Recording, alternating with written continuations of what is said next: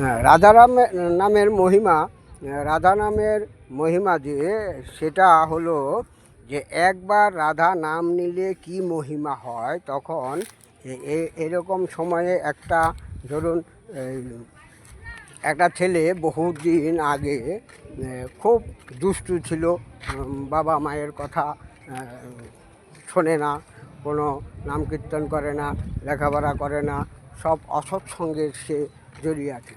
তখন অসৎসঙ্গে যখন জড়িয়ে আছে তখন ও ছেলেটার বাবা ভাবছেন যে এরকম হলে তাহলে কী করে হবে, তাহলে আমার তো এরকম হলে কী করে হবে, আমার তো ছেলেটা কথাই শুনছে না, কি করা যায়। যদি হরিনাম কীর্তন কোনো কিছুর বালাই নেই, কাউকে মানে না, বাবা মা মানে না, হ্যাঁ, কাউকে মানতে চায় না। তখন ওর ছেলেটার বাবা ভাবছেন যে একটা সাধুর কাছে গিয়ে জানতে চাইছেন, যে সাধুর কাছে গেলেন যে সাধু বাবা, আমার ছেলেটা খুব অমানুষ হয়ে গেছে, আমি ছেলেটার জন্য খুব চিন্তা করছি ছেলেটার জন্য কি করা যায়। আমার ছেলেটাকে একটু লাইনে যদি আপনি আনিয়ে দিতে পারেন তাহলে ভালো হয়, আপনার কাছে কৃতজ্ঞতা থাকব। তখন সাধু বলল, ঠিক আছে, তুমি যাও, বাড়ি যাও। বলছে না, এখনই আমার ছেলেটাকে এত ঠিক করতে হবে, এরকম হলে কি করে হবে। তখন সেই সাধুকে ডেকে নিয়ে আসলো। ওই যখন ছেলেটা দূর থেকে দেখলো ওর বাবা একটা সাধু নিয়ে আসছে, ওর ছেলেটা দেখলো ওর বাবা একটা সাধু নিয়ে আসছে, তার মানে হরিকথা শুনতে হবে। হ্যাঁ, আগের থেকেই দরজা লাগিয়ে ঘরের ভেতরে রয়ে গেল। তখন ওই ছেলেটার বাবা বলছে, দেখলেন সাধু, আমার ছেলেটা আপনাকে দেখে দরজা বন্ধ করে দিয়েছে। সাধু বলল, ঠিক আছে, তোমার চিন্তা করতে হবে না, আমি যখন এসে গেছি একটা না একটা উপায় করে দিয়ে যাব। আচ্ছা, একটা না একটা উপায় করে দিয়ে যাব। তখন কি হচ্ছে, তখন ওই সাধুটা এসে ওই ছেলেটাকে ডাকছে, নাম ধরে ডাকছে। ডাকার পরে ছেলেটা বলল যে না, আমি দরজা খুলব না। বলছে, দরজা খুলতে হবে না তোমার, তাহলে শুধু তোমার কাছে একটা কিছু জানতে এসেছি আমি। সাধু নাকি ওই ছেলেটার কাছে জানতে এসেছে। ওই ছেলেটা বলছে যে আমার কাছে আপনি কি জানতে এসেছেন, আমি তো কিছুই জানি না, আমি ওই সাধুসঙ্গ করব না, আমার দরকার নেই, আপনি এখান থেকে চলে যান, আপনাকে আমার দরকার নেই, আপনি এখানে চলে যান। আরে ঠিক আছে, আমি চলে যাব, কিন্তু আমি যেটা জানতে এসেছি সেটা তুমি যদি বলে দাও তাহলে আমি এক্ষুনি চলে যাব। তখন ছেলেটা অনেকক্ষণ ধরে এরকম কথা হচ্ছে। তখন সাধুকে ছেলেটা বলছে, তা ঠিক আছে, আপনি কি জানতে চান? বলে, আমি জানতে চাই, বলছি, তুমি শুধু একবার বলো রাধা। বলছে যে না, আমি বলবো না। বলে, তুমি শুধু একবার বলো রাধা। তখন ছেলেটা বলছে রাধা। একবার রাধা বলেছে, তখন সাধু চলে যাচ্ছে তখন ছেলেটার বাবা বলছে যে সাধু, তাহলে কি হয়েছে? সাধু বলল তখন যে আমার যা করার করে দিয়েছি, আপনাকে আর চিন্তা করতে হবে না, হ্যাঁ, পরকালেরও চিন্তা করতে হবে না। তখন যাই হোক, অনেক দিন বাদে ছেলেটা মারা গেল। মারা যাওয়ার পরে তখন ওই যমদূত এসে নিয়ে গেল। যমদূত এসে নিয়ে গেল যখন, তখন চিত্রগুপ্ত খাতায় যে আছে যে কে পাপ করলো, কে পুণ্য করলো, কি পুণ্য করলো, তাকে সেভাবে শাস্তি দিতে হবে। তখন যমরাজ জিজ্ঞেস করছে চিত্রগুপ্তকে যে চিত্রগুপ্ত, তাহলে এর কি শাস্তি দেওয়া যায়? বলল, এই তো জীবনে কোনো পুণ্যই করেনি, কি শাস্তি দেওয়া যায়? কিন্তু সে একবার রাধা বলেছে। তখন বলছে, তাহলে তার কি সেই একবার রাধা বলার কি তাকে পুণ্য দেওয়া যায়? হ্যাঁ, এরকম বলছে। তখন যমরাজ বলছে যে রাধা বললে কি পুণ্য হয় সেটা তো আমার জানা নেই। তখন ওই ছেলেটা বলছে যে ছেলেটার ওই মৃত ব্যক্তি আত্মাটা বলছে যে আপনার রাধা নামের কি মহিমা আপনি জানেন না, রাধা নামের কি মানে এটা জানেন না, তাহলে আপনি আমাকে কি করে বিচার করে আমাকে পুণ্যটা দেবেন। তখন বলছে ঠিক আছে, আপনি যখন জানেন না, তখন চিত্রগুপ্ত বলছে যে ধর্মরাজ, তো আপনি এক কাজ করুন, রাধা নামের কী মহিমা সেটা আমরা তো জানি না, তাহলে চলুন আমরা এই ব্রহ্মার কাছে যাই। যখন ব্রহ্মার কাছে গেল, ব্রহ্মার কাছে যাওয়ার পরে ব্রহ্মা বলছে না তো, আমি তো রাধা নামের মহিমা জানি না।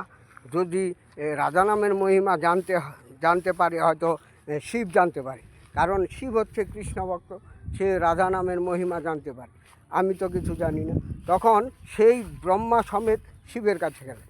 শিবের কাছে যেই গেলেন, ব্রহ্মা সমেত শিবের কাছে গেলেন, শিব বলছে এ কি, আমিও তো রাধা নামের মহিমা জানি না, আমিও তো রাধা নামের মহিমা জানি না, তাহলে রাধা নামের মহিমা কে জানে, তাহলে চলো আমরা সবাই মিলে বিষ্ণুর কাছে যাই।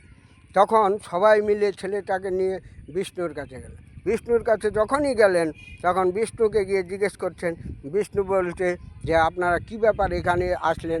বললেন যে যমরাজ, চিত্রগুপ্ত, ব্রহ্মা, শিব ওরা বলছেন যে এই ছেলেটি একবার রাধা বলেছে, রাধা নামের কী মহিমা, তাকে কী পূর্ণতা দেওয়া যায় সেটা তো আমাদের জানা নেই, এর জন্য আপনার কাছে এসছি। আর সেই বৈকুণ্ঠ ধামে নারায়ণ শ্রী বিষ্ণু, সেই বৈকুণ্ঠ ধামে একবার যে পা রাখবে তার আর কোনো দিন অন্য কোথাও যেতে হয় না, অন্য কোথাও যেতে হয় না। সেই বৈকুণ্ঠ ধামে কোনো খরচ নেই, খাওয়া দাওয়ার খরচ নেই, শুধু কাজ করো, খাও, আনন্দ করো, সব কিছু আছে। কিন্তু কর্ম তো সব জায়গায় করতে হয়। সেই কর্মফলে আত্মাদের, জীবদের মানে এরকম পুণ্য ফল হয়। পুণ্য ফলের পরে কয়েক কল্প কোটি কাল বাস করার পরে তখন শ্রীবিষ্ণু তাকে সেই সুখ প্রদান করার জন্য পৃথিবীতে আবার মানব রূপে তাকে পাঠিয়ে দেন, যে সে সুখ বিলাস করতে, পুণ্য করছেন, হ্যাঁ, এরকমভাবে সব কিছু দিয়ে দেবেন, যে সোনার চামচ দিয়ে দুধ খাবেন, সোনার বাটিতে দুধ খাবেন, এরকম পুণ্যতা করতে পারলে সেরকম হয়। কোটি কোটি জন্মের, কোটি কোটি জন্মের যে পুণ্য হয় একবার রাধা বললে, একবার শুধু রাধা বললে এত যদি ফল হয়। দেখুন রাধা নামের কি মহিমা, রাধা নামের মহিমা শ্রী বিষ্ণু বলছেন তোমরা এতক্ষণও রাধা নামের মহিমা জানতে পারলে না। রাধা নামের মহিমা হচ্ছে এই, তোমাদের বলতে হবে যে এই জানতে জানতে তোমরা বৈকুণ্ঠে চলে এসেছো, আর এখানে এসে বলছো যে রাধা নামের মহিমা কি। আর বৈকুণ্ঠে যদি একবার কেউ আসে তার আর কোথাও যেতে হয় না। তা যাই হোক, জয় রাধে, রাধে রাধে, রাধে কৃষ্ণ কৃষ্ণ কৃষ্ণ রাধে রাধে। বন্ধুগণ সবাই ভালো থাকবেন, আপনাদের চরণে প্রণাম। যারা বৈষ্ণব তাদেরকেও প্রণাম, যারা বৈষ্ণব হবেন তাদেরকেও প্রণাম। যত ভক্তবৃন্দ আছে, গৌর ভক্ত, কৃষ্ণ ভক্ত, রাধা ভক্ত, আপনাদেরকে বলা হচ্ছে যথাবিধি অনুসারে যদি পারেন রাধা অষ্টমী ব্রত পালন করবেন।